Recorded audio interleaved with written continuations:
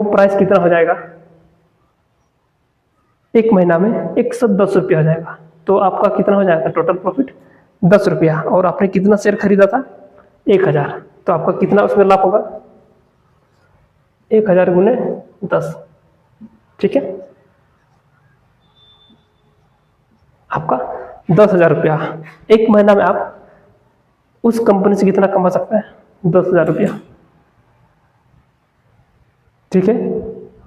अगर वो कंपनी, कोई जरूरी नहीं है कि आप हमेशा प्रॉफिट में ही रहेंगे, आपका लॉस भी हो सकता है। अगर जिस स्टॉक्स में आपने सही से एनालिसिस नहीं किया, रिसर्च नहीं किया उस कंपनी के बारे में कि कंपनी क्या क्या काम करती है और उसका जो फीचर का जो फंडामेंटल है वो किस तरह से सर्विस जो प्रोवाइड कराते हैं, उस सब के बारे में आपको पूरा जानकारी इकट्ठा कर लेनी है, तब जाके आप किसी कंपनी में आप पैसा लगाना चाहते हैं, लगाएं उस कंपनी में, तब जाके आप किसी कंपनी में पैसा लगाएं।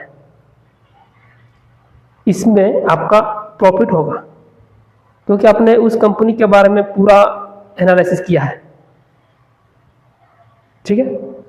तो आपको उसमें लॉस होने की संभावना कम रहती है, ठीक है। अगर आपने 100 रुपये में ही अगर एक महीना में इतना हो गया, ठीक है, ये कोई जरूरी नहीं कि लाभ होगा, इसमें आपको नुकसान हो सकता है। जैसे आपने 100 रुपये में खरीदा और अगला महीना ये 90 रुपये का हो गया, ठीक है, तो आपने जो इन्वेस्ट किया था 1 लाख रुपया, ठीक है, इसमें आपका 10 रुपया आपका माइनस हो जाएगा, यानी कि आपका 10,000 रुपया घट जाएगा, यानी कि पिछला महीना आप, ठीक है, आपका 90,000 में आप रह सकते हैं। इस तरह से कोई भी कंपनी को आप जिसमें आप इन्वेस्ट करना चाहते हो उसमें सबसे पहले रिसर्च कीजिए, अच्छा से एनालिसिस कीजिए, उसका पी रेशियो क्या है, उसका जो मार्केट कैप क्या है, उसका डेट कंपनी में कितना है, इसका आरओई कितना है, इन सब के बारे में पूरा डिटेल में आप उसमें रिसर्च कीजिए, तब जाके आप उस कंपनी में पैसा को इन्वेस्ट करें, ठीक है।